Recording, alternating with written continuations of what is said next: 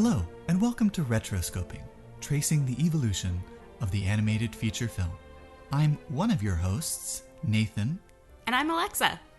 Alexa, what makes us qualified to host this podcast? Absolutely nothing. I'm not sure. Neither my wife, nor my Amazon Echo knows why we're qualified to host this podcast. Hang on. Let me turn off my compatriot. Alright. I've unplugged my compatriot. Alexa, what makes us experts? Well, I believe that we are qualified to do such a podcast because we own a microphone. We are both lifelong animation enthusiasts. As well as theater enthusiasts. Mm-hmm. But also, one of the reasons that we met and thought the other was a cool person was because we had both gone through USC's minor in animation. And while I'm working more animation adjacent these days, doing motion graphics and things like that, it's still something I'm very passionate about, and we try and keep on top of the latest animation films and industry news. And I'm working in production and development in kids entertainment with a focus on kids animation in television, and I hope to move over into a writing and creative capacity in the very near future. Mm-hmm.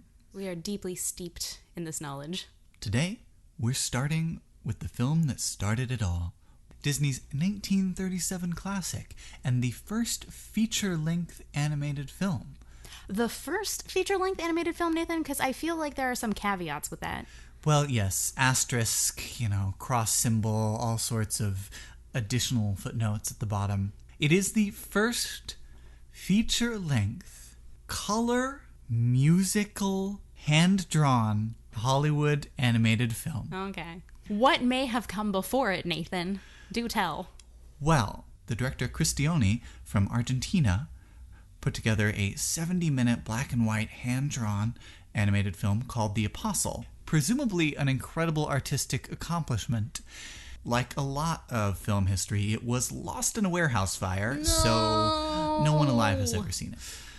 There's also, of course, Lotte Reiniger's 1926 film, The Adventures of Prince Achmed. Which is a beautiful paper cutout silhouette color feature-length animated film, but it came out in Germany, I believe. And then there was actually a variety of Russian and one German stop-motion puppet films preceding Snow White, but I feel like that's kind of a different ballgame. Yes, but mostly what I'm beginning to think is that if it didn't happen in America, it didn't happen at all. When it comes to film history, that can often be the case, yes. Yes. All of which is to say, Snow White, it actually was a very big deal when it came out, and is in many ways a groundbreaking and technically marvelous film. And it really was, in many ways, a culmination for Disney of a lot of work they'd been doing for over a decade. Disney was, at the time, known for a variety of theatrical shorts. Their Silly Symphonies series, which included both incredibly silly, gag-focused films scored to classical music, and many of the characters for which they would ultimately become famous, Mickey and Donald and Minnie and Goofy, as well as very sophisticated work like The Old Mill, an incredibly naturalistic portrait of an abandoned mill full of animals in the middle of a rainstorm. And so their output was very diverse and very popular. And in many ways, Snow White and the Seven Dwarfs takes all of the skills they've been perfecting for the last decade in those shorts and puts them all to use in a singular, genre-defining feature that really charted the course for animation for a long time to come. Well, so one of the things that I know about, and I think everyone does, but we've gotten to see in person at the Walt Disney Family Museum in the San Francisco area, is the multiplane like camera, which is humongous. I remember being on the second story, being able to look down on it, which was really cool because you would have the downward facing camera going through those planes of cells. Yeah, they would layer the animated cells, different layers of background material like trees and castles and mountains. And that way, when they frame by frame moved the camera closer or to the left or to the right, you would get some of the sense of depth that you get in live action, where things that are closer to the camera move more quickly than things that are far away from the camera. And you know off the top of your head what short that was used in first? I believe that was first used in the Old Mill. I think that is their showpiece for that particular piece of technology. And you see it very early on in Snow White. The opening shot. Well, not the opening shot, because that's a book, which is beautiful. Where can I find this book? But yes, it was one of the techniques they were very excited to show off. Shall we discuss the original fairy tale? Because, whew, that was a read. In many ways, I actually feel like Snow White is one of Disney's most faithful adaptations of the original source material. There are some very helpful bits of streamlining, but for the most part, it's just the fairy tale with a lot of animal antics inserted in the middle. Snow White is, of course, derived from the Grimm brothers' version of the Snow White story. There is a beautiful girl named Snow White, whose beauty comes from a wish her mother once made, that she could have a daughter, black as the ebony frame of her window, white as the fresh fallen snow outside, and red as a pinprick of blood. However, they're not terribly specific about which parts need to be which colors until the end. So I had a fun time imagining more of a Picasso kind of version of Snow White. You could very much imagine a, Storm from the X-Men version of this character who has skin black as ebony, hair white as snow, and eyes red as blood. That, I want that movie. Can we do that? Can we have this? This sounds fantastic. Like in most fairy tales, things happen in threes. So instead of simply visiting Snow White with a poison apple, the evil queen turned old hag tries 3 separate times to poison Snow White. Once with a comb, once she just tries to strangle her with a corset, and then, of course, with the iconic poisoned apple. Also, in the original fairy tale, the prince just shows up at the end. We had not heard about him ever before, so he's this weird stranger who comes by and goes, "Hey, cute dead girl in a coffin, can I buy her?" And the dwarves feel really icky about this. They're like, "Oh no, we don't want to sell her corpse to a prince. What if we just give her to you? That would be better, right?" That doesn't violate any campaign finance laws. Exactly. So they give Snow White to the prince, and his posse picks her up, and one of his servants happens to stumble. The stumbling servant dislodges the chunk of poison apple stuck in her throat, and with that dislodged, she comes back to life. Everyone hurrahs, and she lives happily ever after with the prince. Thank you, Disney, for True Love's first kiss. That was a huge improvement. It really was. True Love's kiss is not an unknown element in fairy tales, but it's not nearly as common as we've come to believe. It was a favorite element of Disney's, and he's introduced it into a lot of the Disney fairy tale canon, and now it's one of the iconic fairy tale conceits. It's very sweet and romantic, though. However, in this film, it is specifically True Love's first kiss. So had she kissed the prince at the beginning of the film, she would have been very screwed. In any case, in Disney's adaptation, you still have the magic mirror, the evil stepmother, the huntsman, and Snow White running through the woods, encountering the Seven Dwarfs, living with them as a live-in maid and housekeep. You still have the evil queen bringing a poisoned apple, Snow White's apparent death, and the glass coffin. Disney does, in order to really build up the fairy romance element, introduces the prince much earlier in the film, which is very helpful. As an audience member, it helps me feel safer when he comes in at the end and is not a stranger to us. Absolutely. So, revisiting this film for the first time in quite a while, what were your overall impressions? I was very surprised how well that it held together. and I actually really enjoyed myself. I was whisked away by the small romance and the sweetness. And the thing that I actually realized while watching this film is that we think of Snow White as such a pushover, such a pretty princess. And then I realized Snow White's super manipulative. In the forest, before finding the dwarves' cabin, she does make friends with a ton of woodland creatures. And you know what she does with those woodland creatures? She gets to the house and she immediately delegates all of the work to clean up their cabin, and then decides that she will use the broom because she has hands. But she has animals who are doing the dishes, animals who are doing the dusting. There are technically also animals who are sweeping for her. And she goes around going, no, that's not how we do it. So she's just really fabulous at delegating, and everyone loves her, and they are falling over themselves to please her. And then the dwarves come home, and she creates this negotiation that sounds like, hey guys, don't worry, I will take care of everything. I've already got dinner on the stove. Won't you kind sirs allow me to stay? And they go, heck yes, of course you can stay, pretty princess. And then she holds their dinner hostage until they wash their hands and do whatever she tells them. Snow White knows what she's doing. I think she's a lot smarter than we give her credit for. It's fair. It's fair. For years, I just did not want to watch Snow White because the sound of her singing, I recognize it was appropriate to the style of the time, but... Well, it's also operatic. Mm-hmm. So she was a trained singer. So what she's doing is actually difficult and requires a lot of skill. But to our modern ears, it is not a thing we enjoy. It's a big rating, yes. I didn't have a huge problem with it. I remembered it being worse than it was. I actually didn't find it that bad. And just poking around on the internet beforehand and trying to find out anything I could about the actress, I understood that Walt Disney wanted a fairy tale voice, something soft and delicate and otherworldly, and I think that she did accomplish that. I was surprised how it didn't really feel as dated as I expected it to, which I think is one of the advantages of traditional animation.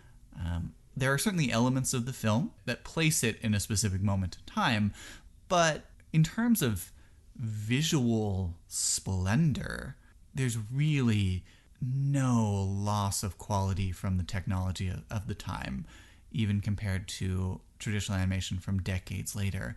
The painterly backgrounds are still incredibly lush. The character work is still very well done. And, Disney invested a lot of quality control into this film, and it shows. I was surprised by how many incredible details there were in the backgrounds and just the settings and even the characters.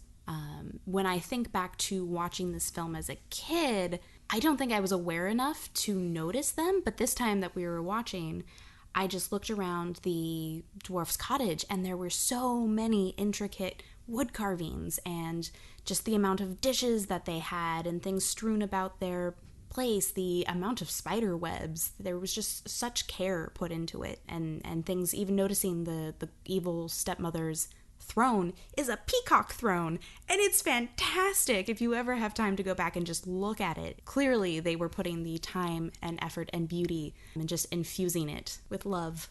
I love that the dwarves' organ is a series of mouths. There's a house near us in Culver City, which is commonly referred to as the Hobbit house, and it was designed actually by a Disney artist decades and decades and decades ago. It should not be called the Hobbit house. It should be called the Snow White house, because it is such a perfect encapsulation of this particular storybook look, with the Coke bottle-esque leaded glass windows and the intricate carvings everywhere and the rounded spaces and unusual layouts.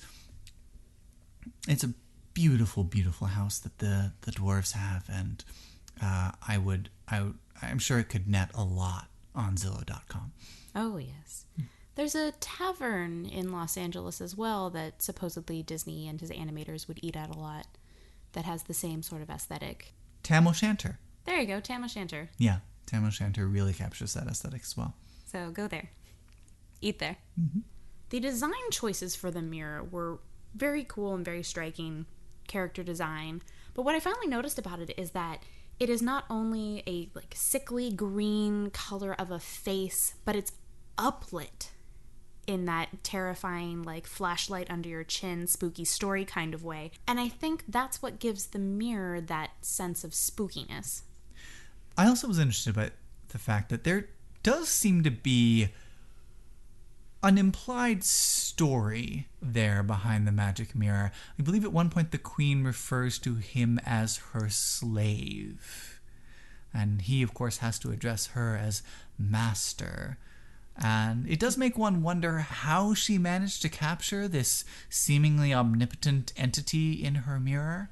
I think that's a good way to establish a world, though, is to leave people with these tiny questions that make them feel like the story is bigger than this moment. The characters' lives are bigger than this moment. There's stuff that happened before this, and there's stuff that will happen after it. Mm-hmm. And, I mean, yeah, definitely this film starts kind of in the middle of the story. Grimm's fairy tale has rather an extended introduction about, how Snow White ended up so beautiful, but I think the movie just cut straight to the heart of the matter. Straight to the heart is what the huntsman was supposed to do. Instead, he lets her go and presumably presents the still bloody heart of some poor forest creature to our queen. In the original fairy tale, though, it was supposed to be a liver. Which sounds like a weird sort of cleanse you might hear about here in LA. Oh, don't do it. No. Liver is actually very nutritious. I mean, that's why everyone had to eat it in the 1950s. Huh? Thank goodness we have lost our taste for liver, but it's supposed to be very good for you. I don't ever hear about dishes made with animals' hearts. I'm sure you could eat that. I don't want to, but we don't have any dishes in the modern day. No. Or even in the recent past that we would remember. Well, I'm sure it's a very, very tough muscle. Yes. Which is not what Fair. we like to eat. This is true. After the magic mirror informs her that her stepdaughter is instead the fairest one in the land, the queen, in a fit of jealousy, sends the huntsman to kill her. The huntsman can't quite bring himself to do it. She runs off into the forest, and I actually was really struck by that sequence where Snow White is running through the forest. A lot of this film is defined by intense spikes of emotion. Earlier, when the prince first visits Snow White, there's a very intense spike of adoration. When the queen finds out that she's no longer the fairest, there's an intense spike of rage. When Snow White is let go, there's an intense spike of fear, and it's communicated by turning the forest itself into this kind of grasping, skeletal nightmare where the trees seem to be after Snow White, which I think is a really great visual way to communicate that particular feeling of going from a place of innocence to a place of, well, if my very own stepmother is out to get me, where am I safe? What's actually interesting for me is the fact that as a kid, this was a really scary scene. But as an adult watching it, I'm noticing a lot of similarities between the forest turning anthropomorphic and the Tolji wood in Alice in Wonderland, which I love to pieces. It's one of my favorite Disney films. Just the animation styles and the way that things come to life felt very similar. And one of the things that I noted at the end of this scene is that Snow White collapses on the ground, scared to death, sobbing, and there's just eyes all around, just an army of eyes. And as we fade into the next scene, it turns out all of those eyes were the cute, adorable woodland creatures who are about to be her new best friends.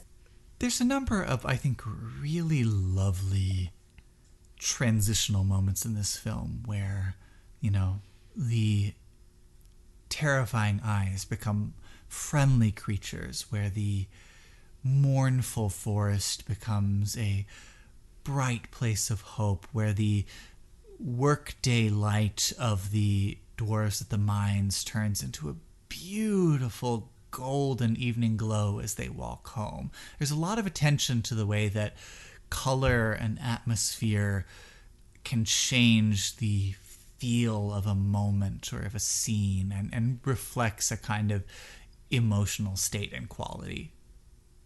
So, after she's had her moment of fear in the forest and she realizes she's actually surrounded by adorable woodland creatures, we really start to see very quickly the iconic Disney princess emerge, the singing source of kindness and sweetness and light, whom even the woodland creatures cannot resist. Or is she a singing sorceress?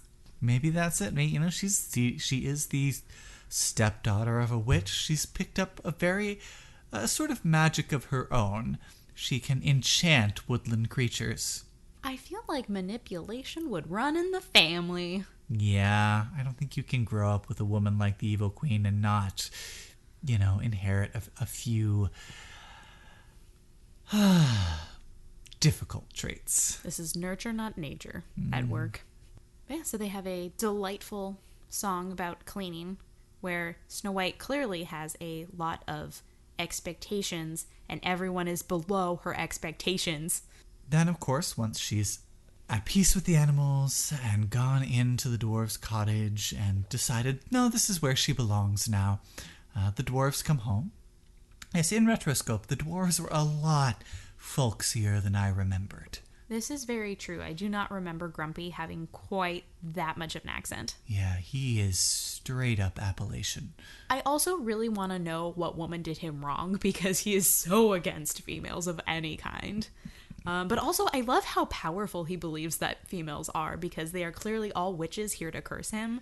Yeah, Grumpy is a bit of that depressingly common film character of the adorable, heart of gold misogynist. Nathan, what dwarf are you? Probably Doc, aren't I? Yeah, you probably are, Doc. Yeah. I think I'm sleepy. I'm not cool. I don't think any of the dwarfs are cool. I think that is a word that I would not use to describe any of them. None of them are a sunglasses dwarf. Ah, yes, the 8th dwarf who left for L.A. many, many years ago. Trendy. Cool dwarf. Trendy dwarf. There you go. So, after bending the dwarves to her will... And getting all of their beds for herself. We cut back to the queen, who discovers through the magic mirror that, in fact, Snow White is still alive... And she takes it upon herself to do the deed.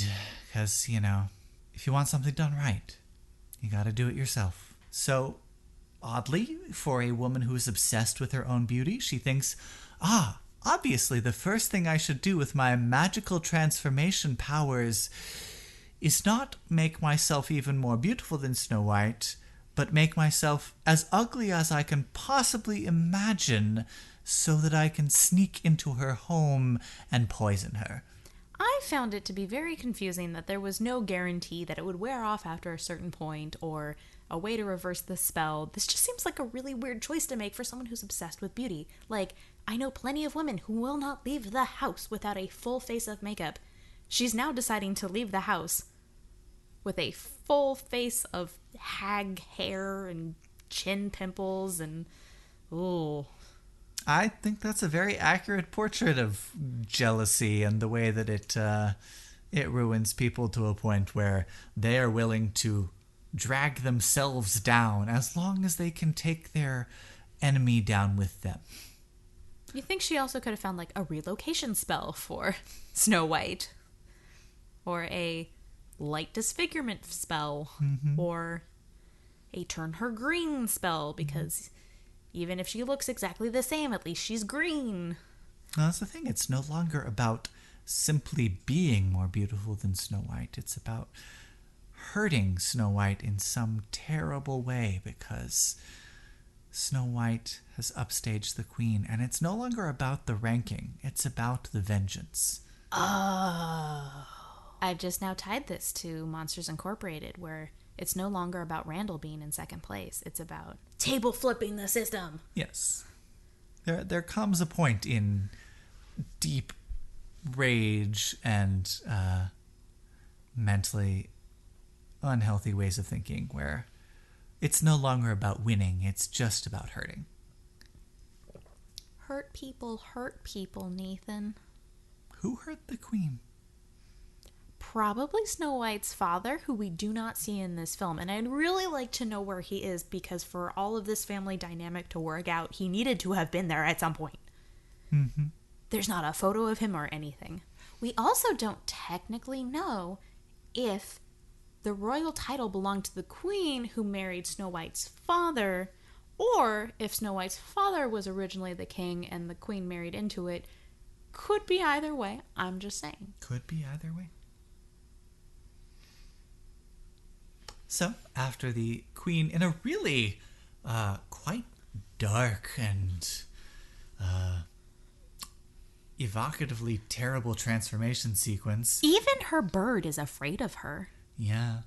I did note how, Snow White surrounds herself with all sorts of adorable woodland creatures, and the queen naturally surrounds herself with the opposite of that. Crows. Well, there's also like rats wandering around her dungeon and vultures that follow like not her. Into her. The vultures are into her because they know what's up.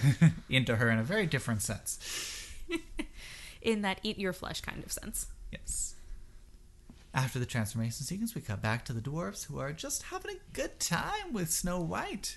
I love this scene because this scene serves no plot purpose whatsoever, and we don't do this in a post-Pixar world. In animation, every single scene in the story has to serve the plot or the character arc, and this scene is just here for us to revel and have a party and enjoy hanging out with these characters that Disney has created for us. It's just an absolute delight, and I kind of wish we did this once a movie. Well, maybe not every movie, but... Yeah, I think that's one of the ways that this film is surprisingly faithful to its source material. I think in modern fairy tale adaptations, Disney, as a company, takes these short, simple stories and fills them out with more and more and more plot. That's how you get them to 90 minutes. In these early days especially, Snow White is a clear example of taking a simple story and rather than filling time with plot, filling it with atmosphere and filling it with gags and filling it with music and just, spend without complicating the story, giving viewers an opportunity to just sit in the world, enjoy the world. The one thing that they do put at the very end of this scene, just to make it somewhat relevant, is that they do take a moment after this fun, hilarious, great song to ask Snow White, what will you do for us? And she tells them a story about how she saw a cute prince once and fell in love. And what I notice about this, for the structure of the story at least, is that at the beginning we meet the prince. This is our mid-story reminder that the prince exists, so that when he shows up at the end, he's not a complete surprise. That is very helpful from a film structure perspective. I did find it funny that they're like, tell us a story. And she says, I have a story for you. Once I met a man. The end. That's the story. She's not great at everything, okay? So, the dwarves go off to their work, and naturally the queen comes calling with her poison apple.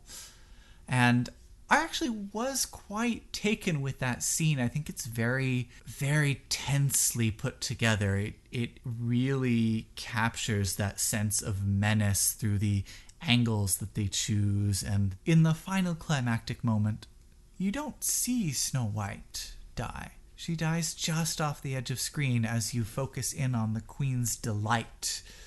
And you just see that arm falling into frame and the apple spilling out of the hand. And it's a really reserved, careful, but effective way to capture that moment. Agreed. I think the things that happen off screen allow our imaginations to run wild, and that you can really play into those darker emotions of fear, of terror, of feeling aghast at what's happening. Whereas if you were to see it, then you have something to gauge your emotion by how traumatic this thing in front of you really is. But when it happens off screen, there's something much more powerful about that, because your imagination fills that in for you, and I think makes it so much more terrible. Then the dwarves, of course, stumble upon this act and chase the old woman up into the mountains, a storm begins. You get to enjoy all the environmental effects that Disney has perfected over the years. And again, in that same way, the witch falls from the mountain after a lightning strike dislodges the ground on which she stands, a very fitting, almost divine punishment. She falls to her death, and instead of witnessing that, we witness the vultures smile and begin to descend. And the vultures have been this really fantastic shadow of her character since before she made it as the hag to the dwarf's cottage, because they share very similar shape language, and they're also sharing the same color scheme as the hag, that deep black with a little accent of white and that even smaller accent of bright red. And then after the queen's demise, we return to the dwarves as they mourn, as they bury Snow White in a glass casket, and by bury I mean leave her on display, which is an element of the original fairy tale which still feels a little strange. It is. But that image that the artists construct of Snow White in her casket with the weeping willow bending over her, the mournful colors of the forest, the dwarves in just utter despair, it really is a beautiful image. And the way that iconic image changes when the prince arrives and with the kiss brings Snow White and the forest itself back to light in color and rapture, it's just really beautifully executed. It's a simple love story, but I think the artistic choices and the talent of the filmmakers makes that simple story work. It doesn't need to be more complicated than that. And then Snow White and the prince ride off to their Castle in the clouds? For some reason. I'm down. Yeah, I'm very interested to find out more about the prince and his sky kingdom. That would be an excellent sequel to Snow White, to Snow White 2, The Sky Kingdom. One of the other things that struck me about this film really is how definitive Snow White is as a template for the Disney princesses to come. They really lean so heavily on the elements that we've come to expect. The princess's I Want song, to the absolute adoration of woodland creatures, to the unfailing kindness that is a hallmark of the Disney princess, to the cherubic qualities that they often exhibit, to the bog standard prince rescue story, which at this point, the majority of Disney princesses in the Disney princess line have a more complicated relationship with their prince than the damsel in distress stereotype that we typically think of. Yes. Thank goodness we've started sending them on long weekend vacations with their prince before they get hitched at the end. Yes. This is, of course, well, I would call it love at first sight, but Snow White's first sight of the prince, she reacts with great horror and fear and runs into the castle. I would call it great chasteness. Yes, she wants to be great chaste. Mm-hmm. In many sense of the word. I see. I got a pun in there. You're welcome. But actually, in that moment, I appreciated so much, because I think this is falling out of a lot of the movies and television I've been watching lately. They sell that love in that scene because they give us adequate reaction shots where, yes, Snow White runs into her castle to hide, but then we give her enough time to kind of peek out from the curtain and to consider that he's kind of cute, and we go back and forth between the two of them, emoting with their body language and their facial expressions that they are kind of into each other. And you need those moments to sell the love story. So even though we only have this one scene at the beginning where they meet, it's not a whole lot of time, but I am fully on board for this love story because you've given me those small moments, those reaction shots that I needed to feel like this is a legitimate emotion that they are having and that I'm on board for this love story. And the imagery they choose in the romantic moments is really lovely. The conversation that they have is staged in a balcony and in a courtyard in a way that I'm sure is meant to evoke one of our classic images of romance, the Romeo and Juliet balcony scene. While we were watching the Heigh-ho scene, I realized the dwarves sing beautifully. You've got seven of them, like the Von Trapp family. And quite honestly, I don't understand why Disney didn't have, like, the dwarves' Christmas album or something along those lines and, you know, get an a cappella group out of them. I think it'd be quite fabulous. I think that's fair. I think Disneyland should get on that for Christmas. That would be fun. That would be a good show. Mm-hmm. But here's the thing, and I don't know, I didn't see a moment where Grumpy changes his mind about Snow White. It's like he wakes up the next day and is suddenly cool with her being there and then suddenly cares. And I don't know at what point Snow White convinced him to get on her team. There wasn't that reaction moment that I would have wanted in there. Because the night before, he's really not into her. He's trying to warn everyone else that this is a bad idea. Maybe it's just because he hadn't eaten enough. I understand that we're all a little grumpy when we're hungry. But the next day, he wakes up and starts kind of getting on board with everyone else. He wants his kiss out the door like everyone else. But he has to, play like he doesn't. He's got to maintain the grumpy facade. Exactly. Well, he does have a name to live up to. Mm-hmm. But then when they find out from the animals, wait a second, what if the evil queen is here to endanger Snow White? He's the one who actually suggests, oh no, we have to go back and save her right now. And they all go. And at that point, he's completely on board, loves Snow White. And I never saw that moment where he changed. And I don't know what catapulted this character change. Do we see them Very committed eat character. the dinner? No. That's probably when it happened. Off screen, not fair. He ate that dinner and was like, okay, she can stay.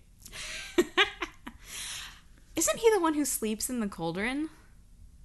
Yes, Yeah. I think so. I don't know. Again, maybe everything looks a little different in the morning, but... After a good night's sleep in a cauldron. Yeah, I mean... Back support. The dwarves are a bit... Well, there's Grumpy and Dopey and Doc and the others. Sleepy, sneezy, bashful. Did I get them all? Still missing one. I am? Grumpy, Dopey, Doc. Sleepy, sneezy, bashful. Happy? Oh, thank you. Yeah. Yeah, I don't think Bashful and Happy and Sleepy get anything to do, really. No. Sneezy is, of course, sneezes are a constant source of humor. Exactly. Did you know that there's actually scientific research to back up the idea that holding your finger under your nose will stop you from sneezing? I did not know That is why all the dwarves rush to stick their fingers under his nose. It's a thing. Useful information for your everyday life. It's true. You can try it at home. You're supposed to put your finger under your nose and push against the vein that's in your upper lip, and that will stop you from sneezing. I did notice a lot during the dwarf sequences that they would start off, doing a gag or doing a bit where you'd think, okay, we gotta go through all 7 of these, and this is gonna take a while. And then by the end, they just skip some dwarfs. Because, 7 is a lot. She's giving the kisses at the end from the horse, and the prince keeps lifting up one of them at a time, and eventually he just lifts up 3 at once, and you're just like, okay, cool, got it. Mm-hmm. Actually, in that scene, they forget Happy too. Well, Happy doesn't get a kiss goodbye. Okay, if On even screen. the movie forgets Happy, I think we can be forgiven for forgetting Happy. Yeah, it's fine. It's whatever.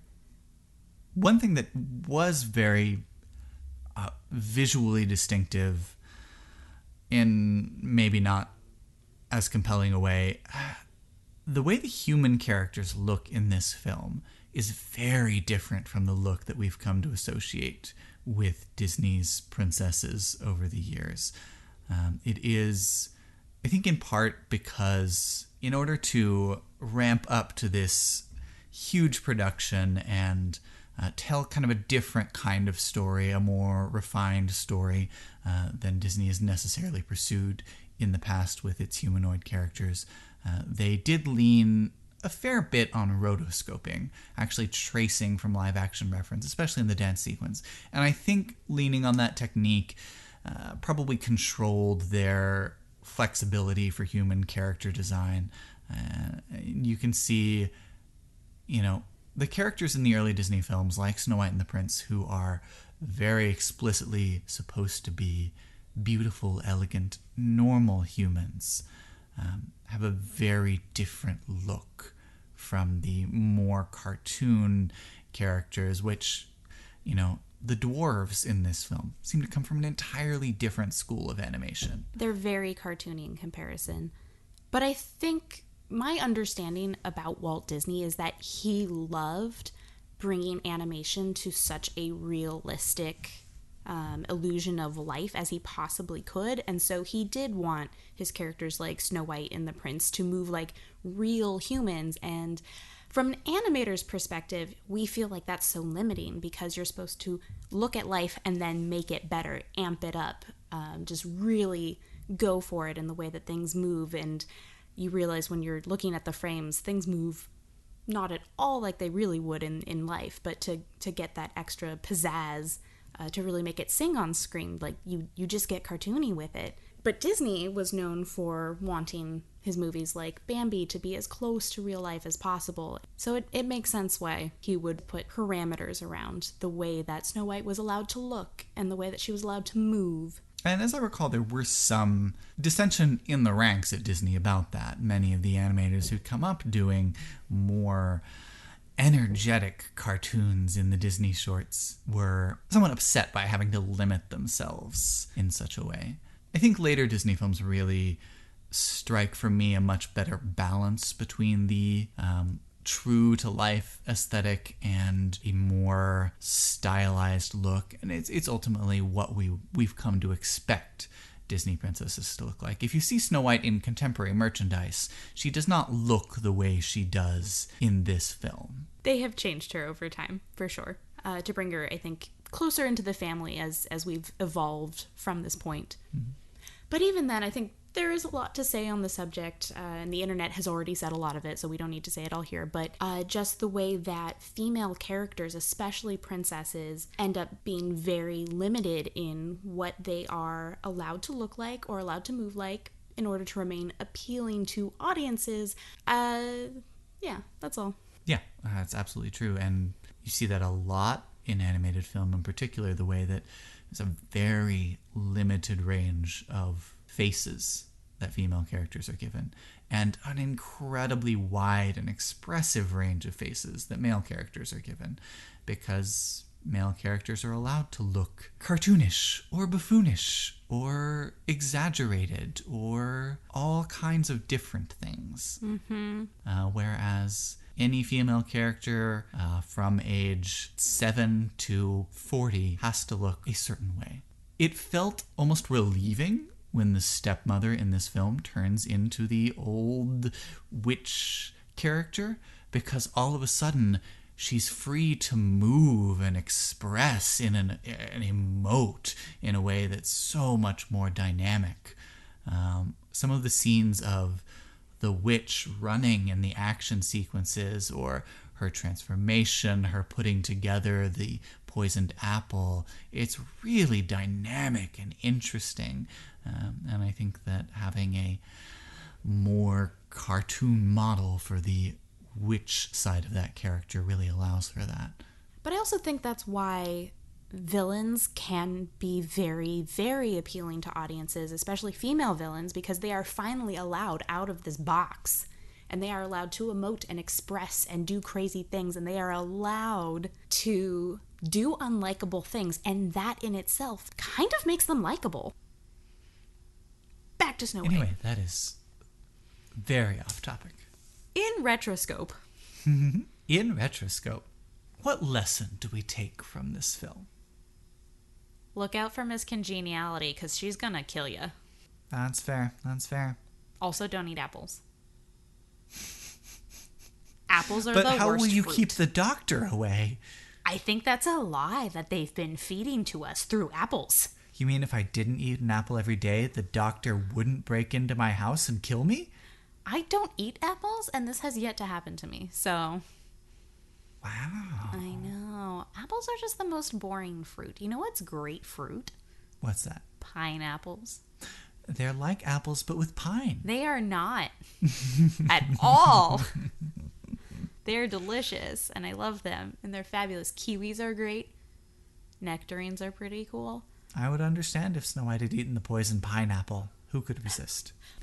I think it's interesting that the lesson of Snow White is really the opposite of the lesson of Beauty and the Beast. In Snow White, you don't let the old hag in, or she'll curse you. In Beauty and the Beast, you have to let the old hag in, or she'll curse you. Really? You're damned if you do, damned if you don't. Oh, there's no way to win.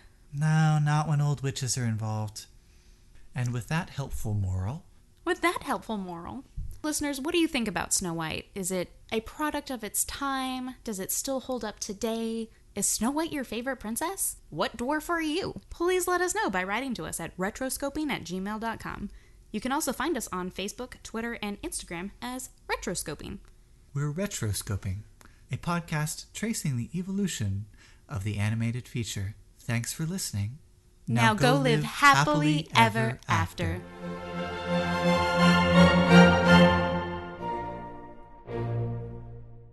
I'm your host, Alexa. Wait, what?